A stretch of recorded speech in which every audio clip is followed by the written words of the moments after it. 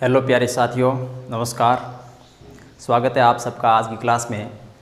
और आज की क्लास में अपन चर्चा करेंगे कैबिनेट मिशन योजना और संविधान सभा का गठन। संविधान सभा की पिछली वीडियो में हमने पढ़ा था कि भारतीयों के द्वारा संविधान सभा के गठन की समय समय पर ब्रिटिश सरकार से मांग की जाती रही, लेकिन ब्रिटिश सरकार ने इस पर विशेष तौर से कोई ध्यान नहीं दिया। लेकिन परिस्थितियों में परिवर्तन होने की वजह से सरकार जो थी वो द्वितीय विश्व युद्ध में शामिल थी। भारतीयों की तरफ से लगातार मांग स्वशासन की जा रही थी, तो ब्रिटिश सरकार ने भी भारतीयों को मनाने का प्रयास किया। उसके तहत ब्रिटिश सरकार ने अगस्त प्रस्ताव पेश किया। अगस्त प्रस्ताव के बाद में क्रिस्प प्रस्ताव लेके आए। क्रिस्प प्रस्ताव के बाद में वेवेल योजना आई। शिमला में सर्वदलीय सम्मेलन हुआ, लेकिन किसी भी परिणाम पर नहीं पहुंच पाए। और उसके बाद में अंग्रेज़ों के द्वारा कैबिनेट मिशन योजना प्रस्तुत की, जिसे भारतीयों ने स्वीकार कर लिया। तो आज अपनी चर्चा का जो विषय है वो कैबिनेट मिशन योजना क्या थी, और उस कैबिनेट मिशन योजना के तहत संविधान सभा का जो गठन हुआ था उसके बारे में चर्चा करेंगे। फिर संविधान सभा के गठन के बाद में जो संविधान सभा ने 9 दिसंबर 1946 के बाद में जो भी कार्रवाई शुरू की, उसको अपन अगली क्लास में देखेंगे। तो शुरू करते हैं आज की क्लास, कैबिनेट मिशन योजना और संविधान सभा का गठन। साथियों, द्वितीय विश्व युद्ध के बाद में ब्रिटेन में सत्ता परिवर्तन होती है, और सत्ता परिवर्तन के साथ ही चर्चिल की जगह पर क्लीमेंट एटली की सरकार बनती है। और क्लीमेंट एटली ने 14 मार्च 1946 को एक घोषणा की कि भारतीयों को अपनी स्वतंत्रता प्राप्त करने का पूर्ण अधिकार है। और इसको चरितार्थ करने के लिए एटली ने अपने कैबिनेट के 3 सदस्यों को भारत भेजा, जिसको अपन कहते हैं कैबिनेट मिशन। और ये जो 3 सदस्य थे वो 3 सदस्य जॉर्ज पैथिक लॉरेंस, जो इस मिशन के अध्यक्ष थे, एवी अलेक्जेंडर, और तीसरे थे वो स्टेफोर्ड क्रिप्स। जॉर्ज पैथिक जो लॉरेंस थे वो भारत सचिव थे, एवी अलेक्जेंडर थे वो नौसेना मंत्री थे, और जो स्टेफोर्ड क्रिप्स थे वो व्यापार बोर्ड के सदस्य थे। तो इन्होंने जो योजना प्रस्तुत की वो योजना क्या थी उसके बारे में अपन आज चर्चा कर रहे हैं। तो कैबिनेट मिशन योजना, तो यहाँ अपन बात की थी साथियों कि द्वितीय विश्व युद्ध की समाप्ति, ये द्वितीय विश्व युद्ध समाप्त, सरकार है वो ब्रिटेन में परिवर्तित होती है। चर्चिल की जगह सरकार बनती है एटली की, क्लीमेंट एटली, और ये एटली प्रधानमंत्री बनते हैं। और ये एटली के द्वारा 14 मार्च 1946 को घोषणा होती है प्रधानमंत्री के द्वारा कि भारतीयों को स्वतंत्र होने का अधिकार है। और इसके लिए वो एक यहाँ लिख देती है घोषणा, भारतीयों को स्वतंत्र होने का अधिकार है। ये बात सरकार के द्वारा की जाती है, और सरकार के द्वारा 3 कैबिनेट मंत्रियों को भारत भेजा जाता है, जो 24 मार्च 1946 को भारत है। 24 मार्च 1946 को 3 कैबिनेट मंत्री, जिसको अपन कहते हैं कैबिनेट मिशन,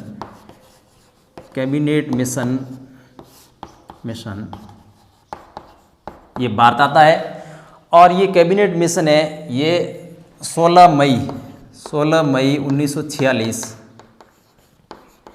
योजना अपनी रखता है, योजना प्रस्तुत करता है। ये जो कैबिनेट मिशन था उसमें 3 सदस्य थे, और इस 3 सदस्यों को अपन बताया था, एक अपन ट्रिक्स के द्वारा इसको याद करते हैं। कैबिनेट मिशन में 3 सदस्य तो पास, ऐसे याद रखना है। कैबिनेट मिशन में पास थे। पी से Pethick Lawrence, George Pethick Lawrence, और ये क्या थे, ये भी आ सकता है, ये भारत सचिव। ए से एवी अलेक्जेंडर, अलेक्जेंडर, तो एवी से हो जाएगा नेवी, ऐसे याद हो जाएगा एवी और नेवी। तो ये नेवी या नौसेना, नौसेना मंत्री, एवी से नेवी। और यहाँ स्टेफर्ड क्रिप्स,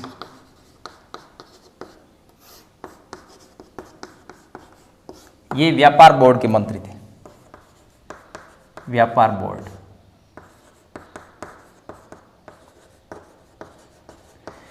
ये तो हो गई याद करने की ट्रिक्स। पास। अब इसमें यदि अपन देखेंगे भाई अध्यक्ष कौन थे, तो इसमें थोड़ी याद करने में या कंफ्यूज होता है, तो ये हमेशा ध्यान रखना, ये पास आपने याद कर लिया, और पास में सबसे आगे पी, और जो आगे रहता है वो हमेशा क्या होता है, लीडर होता है। तो ये हो गए अध्यक्ष, ये याद रखने की ट्रिक्स है। पास से सदस्य याद हो जाएंगे, और पास में से जो सबसे आगे होता है वो होता है अध्यक्ष या लीडर। तो ये पैथिक लॉरेंस वहाँ के अध्यक्ष थे। तो ये तो हो गया कैबिनेट मिशन, भारत आ गया। और ये अब क्या योजना प्रस्तुत करते हैं उसके बारे में अपन देखते हैं। तो कैबिनेट मिशन योजना के तहत अपन यदि बात करें तो कैबिनेट मिशन ने 2 प्रस्ताव प्रस्तुत किए। कैबिनेट जो ये था इसको अपन लिख देते हैं यहाँ वापस। कैबिनेट मिशन है वो अपने 2 प्रस्ताव रखते हैं। कितने? 2। एक तो भारत राज्य और प्रशासन के संबंध में, भारत का जो फिलहाल जो राज्य क्षेत्र है उसका प्रशासन किस प्रकार से किया जाएगा, दूसरा संविधान सभा के। तो 2 प्रस्ताव है, एक तो भारत राज्य व प्रशासन के संबंध में। एक प्रस्ताव तो ये था कैबिनेट में कि भारत राज्य और उसका प्रशासन किस प्रकार से होगा ये, और जो दूसरा प्रस्ताव था वो संविधान सभा के गठन से संबंधित था।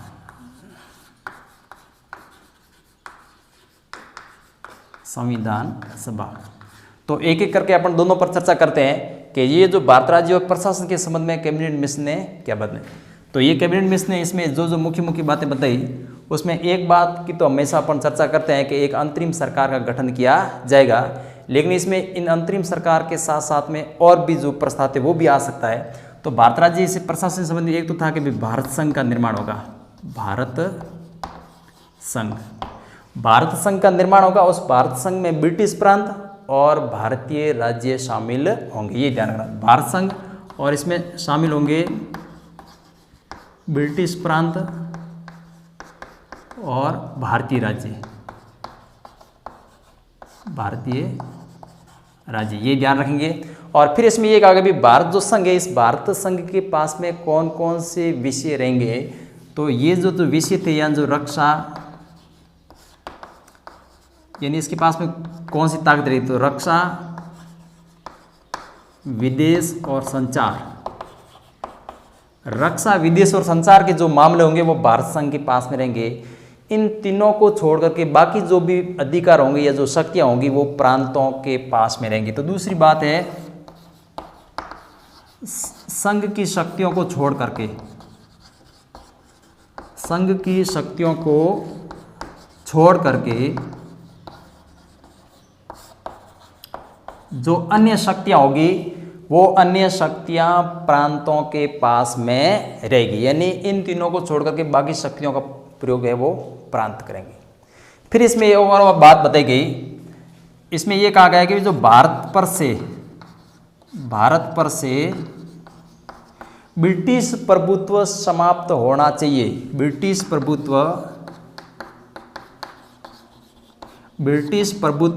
समाप्त होना चाहिए। भारत से ब्रिटिश प्रभुत्व समाप्त होना चाहिए। आगे यदि इस प्रशासन और प्रबंध के संबंध में बात करें तो ये बात बताई गई थी, ये जो भारत संघ है तो उसमें जो ये भारतीय राज्य देशी रियासतें हैं उसको शामिल होने के लिए पूर्ण रूप से स्वतंत्रता, जो देशी रियासतें हैं इनको दी गई स्वतंत्रता। और किस मामले में, संघ में शामिल होना है या फिर नहीं होना है, इसमें ये पूर्ण रूप से स्वतंत्र रहेगी।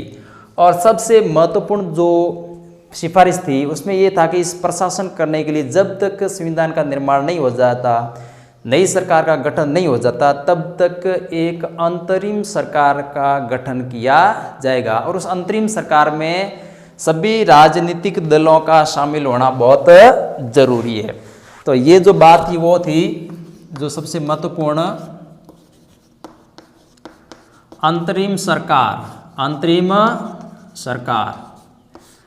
अंतरिम सरकार का गठन किया जाएगा और अंतरिम सरकार में सभी राजनीतिक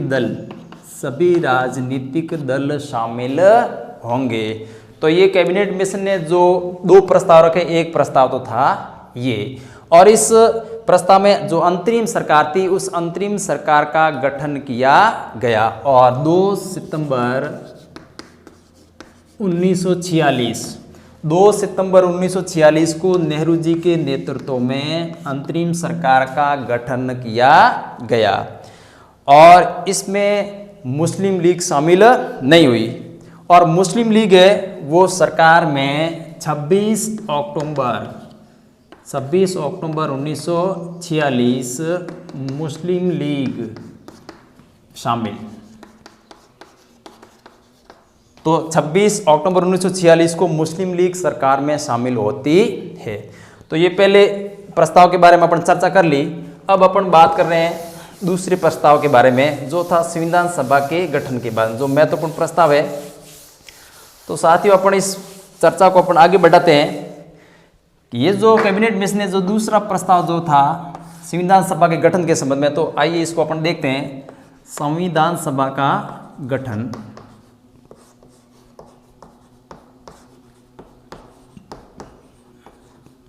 तो अपन संविधान सभा के गठन में सबसे पहले बात करते हैं कि जो संविधान सभा है तो उसके कैबिनेट मिशन योजना के तहत संविधान सभा में जो सदस्यों की जो संख्या निर्धारित की गई थी वो संख्या थी 389। तो अपन एक एक करके इसको देखते हैं। सदस्य संख्या,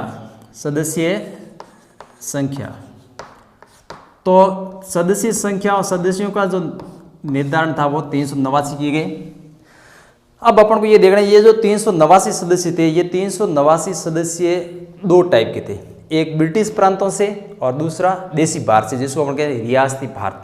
उसमें भारत 2 भागों में बंटा हुआ था, एक ब्रिटिश भारत और दूसरा रियासती भारत। तो ब्रिटिश भारत के लिए जो सदस्यों का जो संख्या निर्धारित की गई थी वो थी 296 और जो देसी भारत था उसके लिए जो सदस्यों का जो निर्धारण किया गया था वो था 93।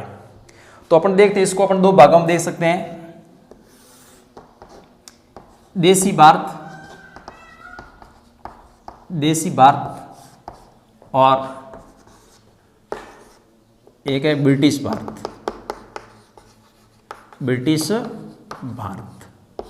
ये देखते हैं ब्रिटिश भारत में 389 सदस्य में ब्रिटिश भारत के जो सदस्य थे वो 296, ये हमेशा आपको याद रखना 296, और जो देसी भारत था उसके लिए जो सदस्यों का जो निर्धारण किया गया था वो था 93। यहाँ तक बात क्लियर। अब अपन देखते हैं ये जो ब्रिटिश भारत के 296 सदस्य थे ये भी 2 भागों में बंटे हुए थे। ये जो 296 सदस्य इनको भी अपन 2 भागों में बांटते हैं और वो 2 भागों में पहले जो 2 सदस्य वो यह 292 सदस्य और ये दूसरे जो सदस्य थे वो 4 सदस्य। अब यदि आप देखेंगे भाई ये कहाँ से या कैसे, तो इसमें ये देखना है, ये तो थे ब्रिटिश प्रांत जिस जो वर्तमान में राज्यों की भूमिका वो ब्रिटिश प्रांतों की भूमिका थी उसमें, और वर्तमान में जो केंद्र शासित प्रदेशों की जो भूमिका थी उसमें वो थे क्षेत्र थे चीफ कमिश्नर क्षेत्र। तो ये जो 4 सदस्य थे वो चीफ कमिश्नर क्षेत्रों से आएंगे, ये जो ब्रिटिश प्रांतों से आएंगे, ये मतलब वर्तमान जो केंद्र शासित प्रदेशों की भूमिका है वैसी वहाँ भूमिका की थी। तो ये पहले बात अपन देख ली कि भाई इसको सारणी के माध्यम से इस टाइप से इसको बंटे हुआ था। अब यदि अपन बात करें ये जो 4 क्षेत्र थे चीफ कमिश्नर क्षेत्र, तो ये 4 कौन कौन से थे, तो इसके लिए भी आप एक बिल्कुल साधारण सी ट्रिक्स आप याद कर सकते हो और मेरे ख्याल से आप उसको कभी भी नहीं भूलोगे, और वो ट्रिक्स है ABCD। A for apple, B for boy वो नहीं होगा, ABCD। यहाँ जो ये वर्णमाला है ये एप्पल और बॉल वाली नहीं है। यहाँ ए का मतलब हो गया अजमेर मेरवाड़ा राजस्थान वाला क्षेत्र। बी से बलूचिस्तान, सी से कुर्ग और डी से दिल्ली। तो ये टिक्स कमाल की टिक्स है A, B, C और D। तो ये देख लो, ये 4 जो क्षेत्र थे A, B, C, D, ये चीफ कमिश्नर क्षेत्र थे। अब अपन बात कर रहे हैं, ये जो सदस्य थे, संख्याओं का तो निर्धारण हो गया। अब संख्याओं के निर्धारण करने के बाद में ये प्रश्न था कि इन सदस्यों का निर्वाचन प्रत्यक्ष किया जाए या फिर अप्रत्यक्ष किया जाए। तो तात्कालिक परिस्थितियों में ये संभव नहीं था कि प्रांत जो संविधान सभा के जो सदस्य हैं उन सदस्यों का चुनाव प्रत्यक्ष तरीके से किया जाए। जनता भी ज़्यादा जागरूक नहीं थी, जनता को भी ज़्यादा अनुभव नहीं था मतदान का, और यदि प्रत्येक चुनाव करते भी तो ज़्यादा समय लगता था। तो तात्कालिक परिस्थितियों में यही उचित था कि ये जो सदस्य है इन सदस्यों का निर्वाचन अप्रत्यक्ष तरीके से किया जाना चाहिए। तो ये निर्वाचन कैसे, इसको इस तरफ मैं हटाता हूँ। इसको अपन अब बात कर रहे हैं, ये जो 389 सदस्य थे, इसमें देशी भारत के जो भी सदस्य या रियासतों के जो भी सदस्य थे उनका निर्वाचन कैसे हुआ, और ब्रिटिश प्रांतों के सदस्यों का निर्वाचन कैसे हुआ। अपन चर्चा करते हैं दूसरे पॉइंट पर, यानी जो निर्वाचन है वो कैसे हुआ। तो यहाँ अपन लिख देते हैं निर्वाचन।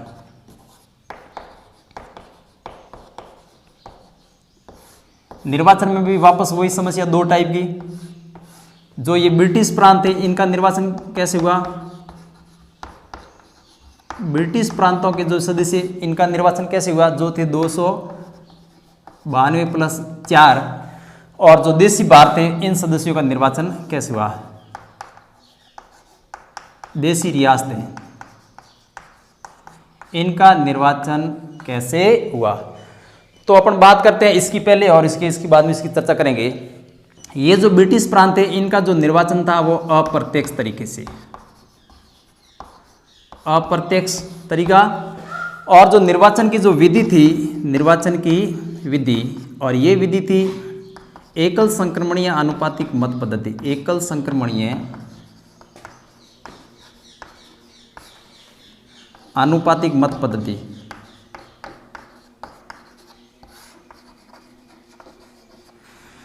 एकल संक्रमणीय आनुपातिक मत पद्धति।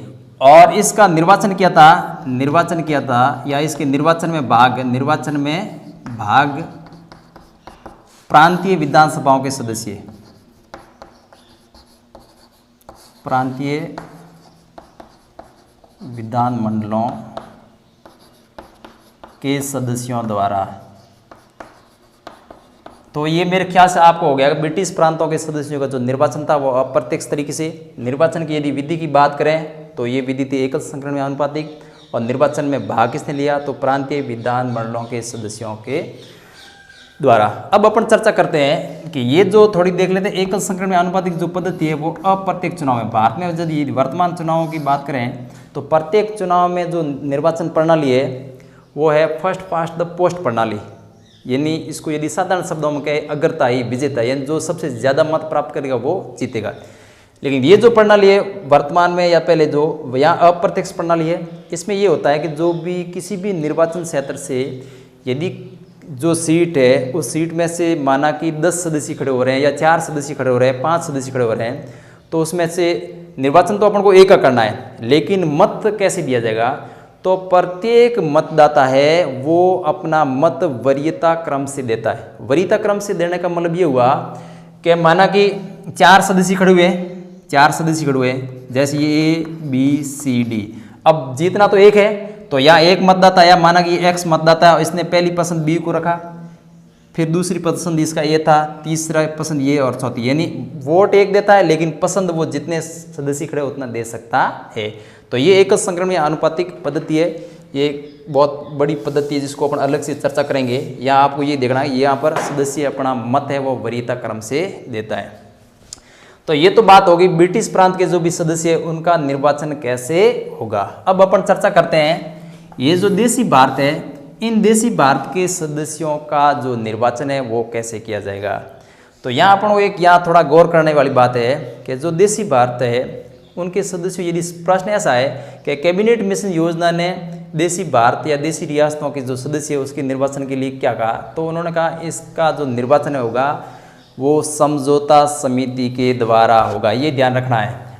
इनका अपन को ये ध्यान है कि देशी भारत के जो सदस्य थे इनका मनोनयन हुआ था, लेकिन जो कैबिनेट मिशन योजना है उसने ये कहा कि इनका जो निर्वाचन होगा वो एक समझौता समिति होगी और वो समझौता समिति ये तय करेगी कि इनका निर्वाचन कैसे होना है। तो कैबिनेट मिशन योजना ये करेगी कि इनका जो निर्वाचन है वो ये क्या करेगी, समझौता समिति करेगी, समझौता समिति। अब प्रश्न ये है इस समझौता समिति में होंगे कौन? तो इस समझौता समिति में प्रांतों से निर्वाचित संविधान सभा के सदस्य, इस समझौता जो समिति है इस समझौता समिति में जो सदस्य होंगे वो प्रांतों से निर्वाचित संविधान सभा के सदस्य, और ये तो होगी समझौता समिति जिसमें सदस्य होगी प्रांतों से निर्वाचित संविधान सभा के सदस्य। इस समिति और उसके बाद में जो देशी भारत है उस राजाओं के द्वारा गठित समिति, ये दोनों समितियां आपस में मिल बैठ करके विचार विमर्श करेगी कि किस प्रकार से इन सदस्यों को भेजा जाए। तो फिर ये विचार विमर्श किया गया और फिर ये तय किया गया कि देशी भारत के जो भी सदस्य है उनका जो निर्वाचन है वो उसको नहीं किया जाएगा, उनका होगा मनोनयन। तो ये ध्यान रखना, ये समझौता समिति, और इस समझौता समिति में थे प्रांतों से निर्वाचित संविधान सभा के सदस्य, संविधान सभा के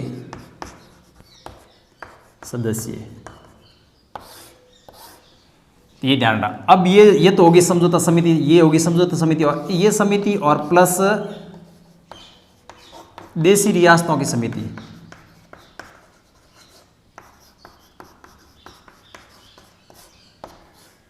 इन दोनों में होगा विचार विमर्श। और ये इन दोनों ने विचार विमर्श करने के बाद में, यानी ये ए और ये बी, इन दोनों ने विचार विमर्श करने के बाद ये तय किया कि इन सदस्यों का होगा मनोनयन।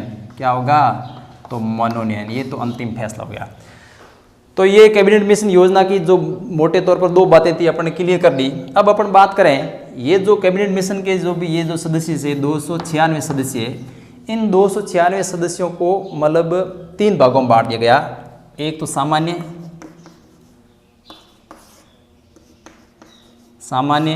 दूसरा मुस्लिम, और जो तीसरा वर्ग था वो था सिख। और ये सिख थे वो सिर्फ और सिर्फ पंजाब में थे, ये ध्यान रखना, सिख सिर्फ पंजाब में। अब इनके लिए जो ये थे इनको 3 भागों में बांट दिया। एक वर्ग था तो सामान्य, और इन सामान्य के लिए जो सीटों का निर्धारण था वो कर दिया 213, मुस्लिम लीग के लिए 79 और सिखों के लिए 4। ये ध्यान रखना है, यहाँ पर 296 सदस्यों को 3 वर्गों में बांट दिया, सामान्य वर्ग, मुस्लिम वर्ग और सिख। ये तो बात होगी इनकी। अब ये था कि सदस्य वो कितनी जनसंख्या का प्रतिनिधित्व करेगा। तो कैबिनेट मिशन योजना ये भी कहा कि जो सदस्य ये 10 लाख पर एक, 10 लाख पर एक सदस्य, यानी एक सदस्य 10 लाख की जनसंख्या का प्रतिनिधित्व करेगा। ये होगी। अब अपन आगे इसको लेकर के बढ़ते हैं, यहाँ से मैं हटाता हूँ। अब इस कैबिनेट मिशन योजना ने एक प्रस्ताव ये भी रखा कि प्रांतों के लिए अलग से संविधान का गठन किया जाएगा। प्रांतों के लिए अलग से संविधान का गठन, 4 नंबर हो गया। 5 नंबर, प्रांतों के लिए अलग संविधान। तो कैबिनेट मिशन योजना में यह प्रस्ताव रखा गया कि प्रांतों के लिए अलग से संविधान का गठन किया जाएगा। अब इसके लिए ये था कि संविधान सभा की जब पहली बैठक होगी तो संविधान सभा की पहली बैठक के बाद में संविधान सभा के जो सदस्य है वो 3 वर्गों में बंट जाएंगे। कितने वर्गों में? 3 वर्गों में। और उसमें ये था कि हिंदू बहुल क्षेत्र के जो भी प्रतिनिधि है वो एक वर्ग हो जाएगा। फिर जो मुस्लिम बहुल जो क्षेत्र है उत्तर पश्चिम क्षेत्र, उस क्षेत्र के जो भी सदस्य है वो अलग वर्ग में बन जाएंगे, जो दूसरा वर्ग हो जाएगा। और फिर जो उत्तर पूर्वी मुस्लिम बहुल क्षेत्र है उस क्षेत्र के जो भी सदस्य है वो अलग हो जाएंगे, यानी 3 वर्गों में बन जाएंगे। और ये 3 वर्गों वाले सदस्य अपने अपने वर्ग और प्रांतों के लिए संविधान का गठन करेंगे। और इन प्रांतों के संविधान के गठन के बाद में ही संघ के संविधान का निर्माण किया जाएगा। तो अपन देखते हैं, यानी ये संविधान सभा का गठन, यानी पहली बैठक के बाद ये सदस्य 3 वर्गों में, सदस्य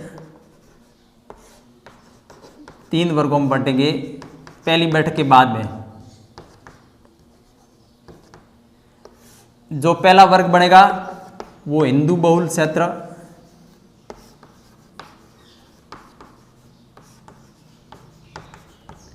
दूसरा जो वर्ग बनेगा वो मुस्लिम बहुल क्षेत्र,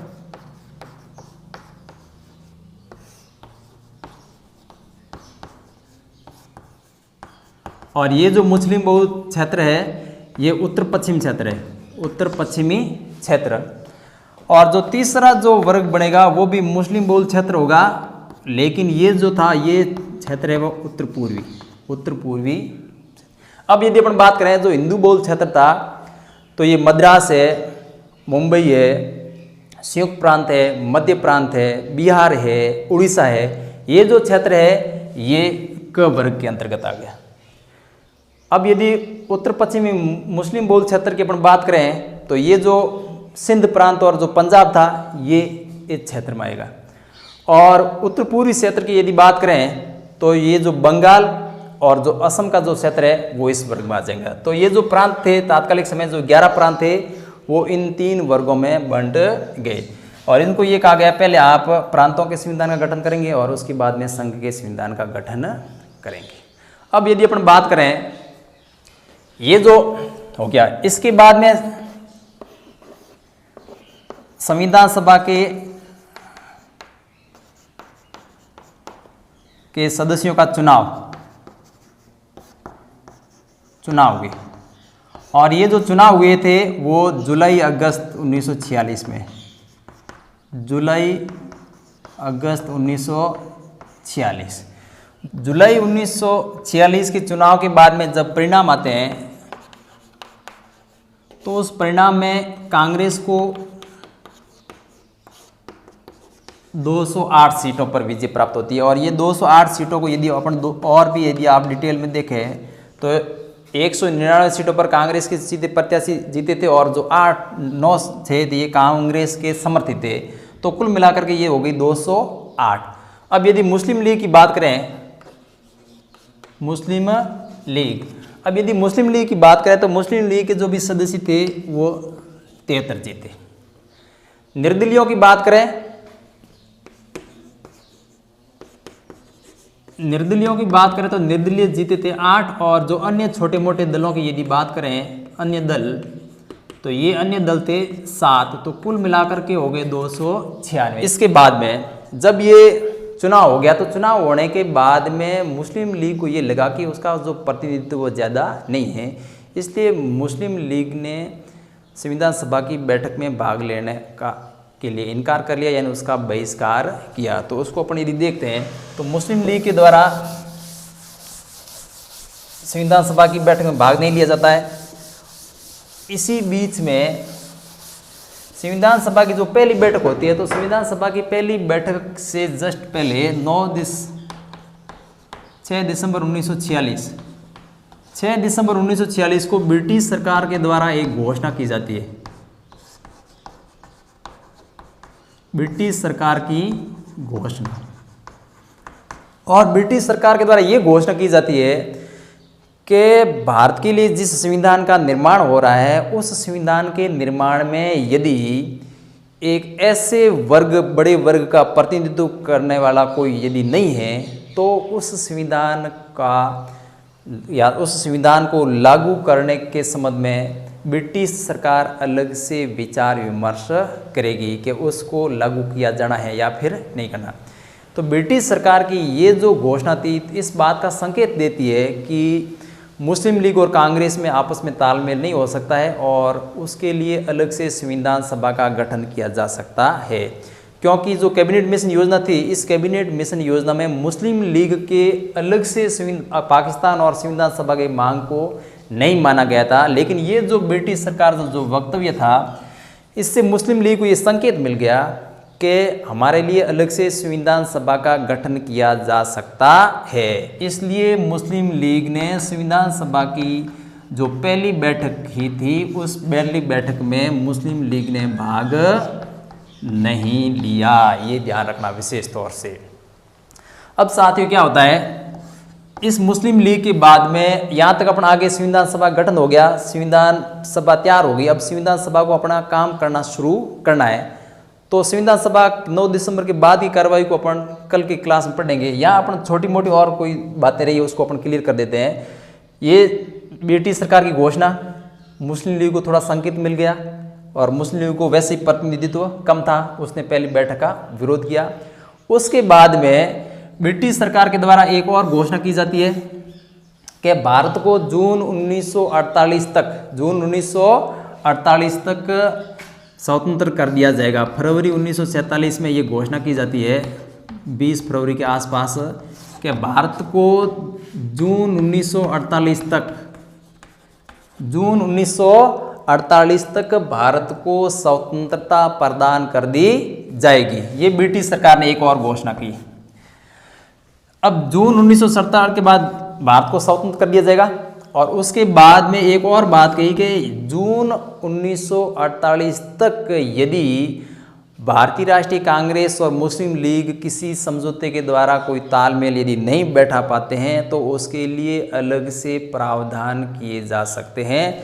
आपको ये समय दिया जाता है कि जून 1948 तक आप तालमेल बैठा दें, लेकिन इस प्रकार का कोई तालमेल नहीं बैठ पाया। तो फिर ब्रिटिश सरकार ने यानी जून 48 तक तालमेल बैठा लें, लेकिन ये नहीं हुआ मुस्लिम लीग और कांग्रेस में। तो फिर ब्रिटिश सरकार ने 3 जून 1948 को माउंटबेटन योजना,